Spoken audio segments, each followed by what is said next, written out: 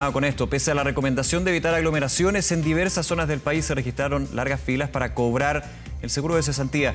Mientras tanto, durante la mañana el presidente Piñera promulgó la Ley de Protección del Empleo que va a beneficiar a 4,5 millones de trabajadores. Hablamos de este y otros temas a esta hora junto a Juan Pablo Suet, presidente de la Multigremial Nacional de Emprendedores. Juan Pablo, muchas gracias por estos minutos. Buenas tardes. Hola Nicolás, buenas tardes, ¿cómo estás? Muy bien, a ver, quiero aprovechar lo que estábamos comentando justamente en el canal sobre el informe de política monetaria, una proyección bien compleja, una recesión que se instale y que evidentemente va a tener impactos no solamente económicos sino sociales. ¿Cómo lo ves tú y de alguna manera también cómo se siente desde un tema tan sensible como es el empleo, el desempleo que vamos a estar conversando? Así es, bueno, efectivamente estos números que entregados por el día con el Banco Central, donde podemos ver una contracción económica que podría llegar incluso al 2,5%, o hay economistas que hablan incluso una contracción del 3%, se traduce en una crisis que puede durar no solamente los 2-3 meses, a lo mejor que está esperando el gobierno, sino que con rebrote en invierno podría durar 7 meses. Y en cuyo caso nosotros estamos estimando que desde el sector nuestro se podrían perder hasta casi 1 millón de empleos, podría haber tasas del desempleo del 17%, obviamente eso en el peor escenario, y más de 100.000 empresas quebradas. Por el momento hoy día estamos viendo que, y coincidimos también con el presidente de la CPC, de que el desempleo podría llegar a los 2 dígitos, eso es un 10,5-11%, esos son casi 250.000 puestos de trabajo que ya se estarían perdiendo ahora y en los próximos meses fruto de la contracción económica. En el balance que han hecho, en la conversación también con las personas que tienen pequeñas, medianas empresas, ¿cuáles son los sectores que están sintiendo esta situación y que evidentemente tienen una proyección, una estimación de un 2020 que va a ser muy complejo? Mira, principalmente los sectores que venían afectados desde el estallido social, sectores de hotelería, gastronomía y turismo que están en el suelo. Solamente esos 3 sectores, para que se hagan una idea, emplean cerca de 450.000 chilenos. Hablamos solamente del sector restaurante, el sector gastronómico. Nosotros hoy día tenemos en riesgo casi 180.000 a 200.000 empleos de la gran mayoría de restaurantes que hoy día están con venta cero, no necesariamente están en cuarentena cerrando, sino que la gente ya no va, ya no sale a los restaurantes independiente que la ciudad esté o no esté con cuarentena. Ahí tenemos 200.000 empleos afectados. El sector servicios también se ha visto bastante complicado en materia de con la baja actividad económica, con muchas empresas que no están contratando servicios profesionales independientes que también se dedican a eso. Y el sector transporte, que bueno, hemos visto, a lo mejor la gente cuando hablamos de transporte piensa en las líneas aéreas, pero también buses interurbanos, taxis colectivos, etcétera. También son sectores que están hoy día viendo muy afectados por la baja actividad. Ahora, yo lo comentaba al inicio, el presidente Piñera promulgó esta Ley de Protección del Empleo, que es parte del programa económico para enfrentar esta emergencia. ¿A tu juicio, Juan Pablo, va a tener un impacto potente con una situación tan compleja que se va a dar en los próximos meses que vamos a estar viviendo?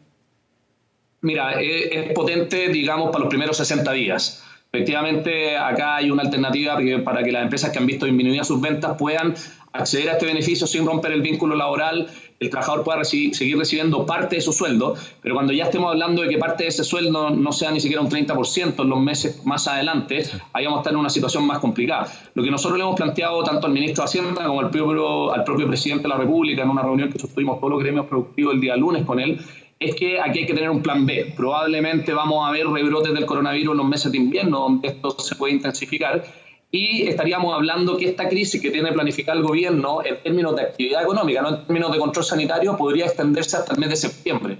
¿Qué significa eso? Que hoy día hay 3.800.000 trabajadores que se desempeñan en una micro, pequeña, mediana empresa, donde claramente vamos a necesitar ver cómo podemos seguir manteniéndole ciertos niveles de sueldo a esa gente en la medida que la actividad económica recién se vuelva a recuperar en los meses de octubre. Por lo tanto, aplaudimos la medida, pero creemos que hay que ya empezar a pensar un plan B junto al Congreso, junto a los políticos, en caso de que en junio el país no pueda volver a la normalidad y necesitamos estar 3 meses más con una actividad económica muy resentida, que eso obviamente va a impactar en el sueldo de los trabajadores, en las tasas de desempleo y en la quiebra de algunas empresas. A ver, me quedo en ese punto. ¿Qué tendría que tener un plan B? Evidentemente es parte de lo que se ha dicho desde el ministro de Hacienda, Ignacio Briones, estuvo conversando aquí en TVN, Canal 24 Horas, y dijo hay medidas que se están evaluando que van a ser anunciadas en su minuto, pero claramente un plan B con el pronóstico que ustedes tienen, con el balance también y proyección, debería ser ya rápidamente elaborado, rápidamente presentado. ¿Qué debería tener? Así es. Mira, el plan B deberá tener varios puntos. Primero, pensar que la crisis en términos de actividad económica va a durar 7 meses y no 2 o 3 meses. ¿Qué significa eso? Que probablemente las medidas concretas de parte del gobierno debiera ser que va a tener que pensar en recursos adicionales para el Fondo de Seguro de Cesantía. Estos 2.000 millones de dólares probablemente alcancen para 2 o 3 meses, en términos de que cuando se acaben los recursos propios de los trabajadores que tienen seguro de cesantía pasen a el seguro solidario o el complemento solidario que ha anunciado el gobierno. Para que se hagan una idea, las micro, pequeñas y medianas empresas pagan mensualmente del orden de 1.800 a 2.000 millones de dólares en sueldo. Por lo tanto, el aporte del Estado, si todos los trabajadores de las MIPYME se quedaran o se cogieran a este beneficio, alcanzaría para 1 mes y medio. Por lo tanto, el plan B tiene que incluir, obviamente, 2.000 o 3.000 millones de dólares adicionales para el Fondo de Seguro de Cesantía. Ver instancias también de cómo vamos a lograr que la capitalización de Banco Estado, que sumando la del estallido social en diciembre, más la que se anunció actualmente, son cerca de 1.000 millones de dólares, ahí hay 9.000 millones de dólares que podrían estar disponibles en forma de créditos para las micro, pequeñas y medianas empresas, sumado a otros 15.000 o 20.000 millones de dólares que podría tener la banca privada o el resto de los bancos por los anuncios que ha hecho el Banco Central. Y ahí tenemos que ver en ese plan B cómo vamos a asegurar de que esa plata llegue a las empresas. Acá nosotros estamos estimando, y se lo hicimos ver al presidente de la República, que extenderse la crisis en este plan B durante 7 meses, las necesidades de liquidez en materia de poder pagar las obligaciones financieras y el sueldo de los trabajadores podrían alcanzar entre los 15.000 y 20.000 millones de dólares para poder aguantar hasta el mes de octubre y retomar una actividad más normal. A ver, la sobrevivencia claramente de las micro, pequeñas y medianas empresas, también se pueden sumar las grandes, pero evidentemente hay una situación distinta ahí. Es eso, es liquidez, es acceso al crédito, es poder de alguna manera también postergar deudas que vienen desde antes. Y sumo ahí lo que ha sido el efecto, el impacto del estallido social. ¿Cómo evaluar lo que ha sido la postura de la banca? Claro, porque Banco Estado tiene esa misión y obviamente está supeditado a lo que el Ejecutivo o la autoridad designe, pero desde la banca privada, las instituciones financieras, ¿falta todavía? Ha habido algunos mensajes, algunas medidas por parte de los bancos, pero obviamente esto da para largo. Sí, falta mucho. Yo creo que los bancos hoy día están un poco atados de mano. Me ha tocado conversar con varios presidentes de bancos, con el presidente de la Asociación de Bancos, el señor Mena.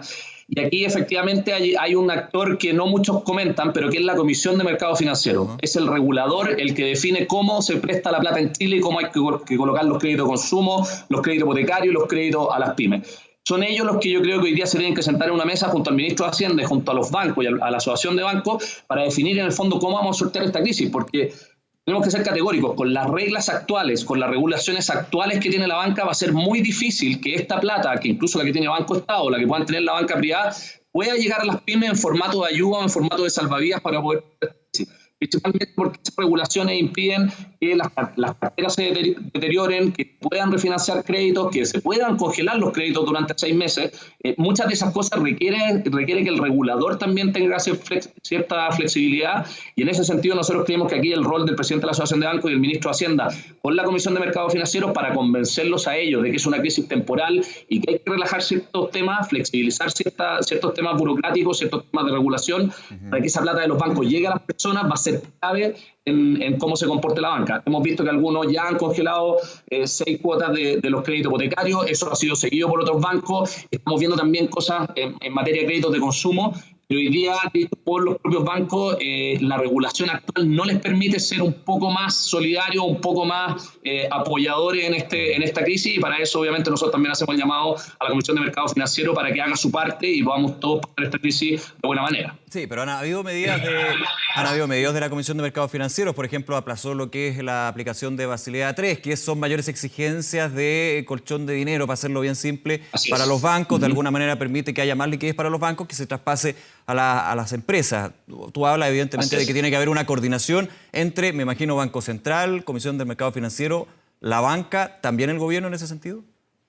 También el gobierno, porque efectivamente aquí hay que cuantificar el tamaño del problema. Si al final nosotros vamos a necesitar inyectarle liquidez a esta economía por 30, 40 mil millones de dólares, los únicos que tienen la posibilidad de hacerlo son los bancos y las instituciones financieras. Y en ese sentido, obviamente, el gobierno tiene que estar en línea con ellos para poder sortear esta crisis. Es cierto lo que tú dices, que se pospuso Basilea III, que esa fue la gran medida que anunció la Comisión de Mercado Financiero, pero hay otras regulaciones más pequeñas que hacen que, por ejemplo, cuando una persona, lo que están ofreciendo hoy día, le congelen 3 cuotas de su crédito, ese crédito queda marcado como renegociado, y eso significa mayores necesidades de capital, mayores necesidades de encaje. Entonces hay cosas muy pequeñas que a lo mejor no tiene sentido hablar tan técnicamente ahora, pero que sí hay que dar un paso más de parte de la Comisión de Mercado Financiero para poder flexibilizar estos recursos. Ahora, yo no sé si, por ejemplo, la Comisión puede, no sé si obligar o llamar justamente a que los bancos entreguen condiciones de crédito bastante más flexibles, como en algunos casos que ya hemos visto, donde tasa de interés cero, donde no se renegocia con un nuevo crédito. Esa es más bien la cancha donde se debería jugar este partido en los próximos meses desde la banca para la micro, pequeña y mediana empresa. Lo que le corresponde a la banca es tratar de mantener a sus clientes a flote. Obviamente a la banca tampoco le conviene que las pymes terminen quebrando, sus clientes terminen desapareciendo, y también entendiendo de que la banca tiene clientes que son ahorrantes o son depositantes. Nosotros entendemos desde el punto de vista pymes de que cada vez que se le presta 10 pesos a un emprendedor, 8 son de un ahorrante o un depositante, solamente 2 son capital del propio banco. Y en ese sentido, obviamente, hay que colocar bien los recursos, no pueden ser recursos que se terminen perdiendo, porque obviamente vamos a estar afectando a ahorrantes y a depositantes. La voluntad de la banca está. Yo creo que hoy día ellos quieren ponerse a la altura de lo que requiere el país, de lo que requiere la economía, de no solamente frenar el virus, sino de lo que va a costar salir adelante una vez que salgamos de este tema. Reactivar una economía que va a venir de una recesión técnica, de un crecimiento o de un crecimiento del 3%.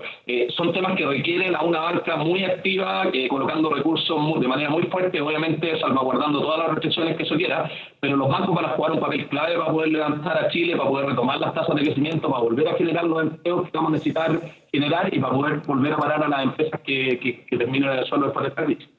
Bien, Juan Pablo Suet, nuevamente muchas gracias por estos minutos con Canal 24 Horas. Que esté muy bien. Nicolás, un abrazo, que estés bien. Gracias, buena tarde.